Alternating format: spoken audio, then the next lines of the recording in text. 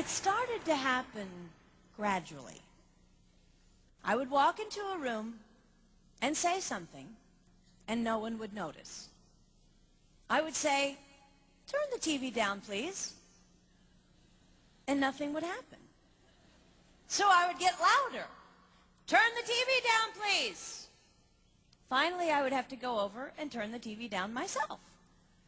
And then I started to notice it elsewhere. My husband and I had been at a party for about 3 hours, and I was ready to go. I looked over, and he was talking to a friend from work, and I walked over, and he kept right on talking. He didn't even turn toward me. That's when I started to put it together. He can't see me. I'm invisible. I'm invisible. Then I started to notice it more and more. I would walk my son to school, and his teacher would say, "Jake, who's that with you?" And my son would say, "Nobody." Granted, he's just 5, but nobody? One night, a group of us gathered, and we were celebrating the return of a friend from England. Janice had just taken this fabulous trip, and she was going on and on about the hotel she stayed in. And I was sitting there looking around at the other women at the table. I'd put my makeup on in the car on the way there. I had on an old dress because it was the only thing clean, and I had my unwashed hair pulled up in a banana clip, and I was feeling pretty darn pathetic. And then Janice turned to me, and she said, "I brought you this." It was a book on the great cathedrals of Europe. I didn't understand. And then I read her inscription. She wrote, "With admiration for the greatness of what you are building when no one sees." You can't name the names of the people who built the great cathedrals.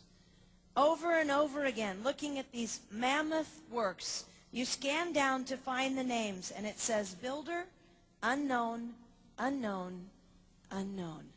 They completed things not knowing that anyone would notice. There's a story about one of the builders who was carving a tiny bird inside a beam that would be covered over by a roof. And someone came up to him and said, "Why are you spending so much time on something no one will ever see?" And it's reported that the builder replied, "Because God sees." They trusted that God saw everything. They gave their whole lives for a work, a mammoth work, they would never see finished. They showed up day after day. Some of these cathedrals took over 100 years to build. That was more than one working man's lifetime. Day after day. And they made personal sacrifices for no credit. Showing up at a job they would never see finished, for a building their name would never be on.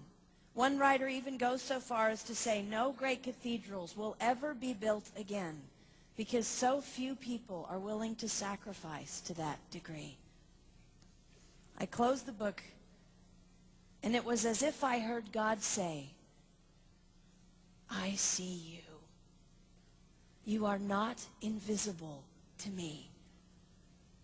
No sacrifice is too small for me to notice. I see every cupcake baked, every sequin sewn on, and I smile over every one. I see every tear of disappointment when things don't go the way you want them to go. But remember, you are building a great cathedral. It will not be finished in your lifetime, and sadly, you will never get to live there. But if you build it well, I will." At times, my invisibility has felt like an affliction to me. But it is not a disease that is erasing my life. It is the cure for the disease of self-centeredness. It is the antidote to my own pride. It's okay that they don't see. It's okay that they don't know. I don't want my son to tell the friend he's bringing home from college, "You're not going to believe what my mom does. She gets up at 4 in the morning and she bakes pies and hand-bastes a turkey and she presses all the linens." Even if I do all those things, I don't want him to say that. I want him to want to come home. And secondly, I want him to say to his friend, you're going to love it there. It's okay that they don't see. We don't work for them. We work for him. We sacrifice for him. They will never see. Not if we do it right. Not if we do it well. Let's pray that our work will stand as a monument to an even greater God.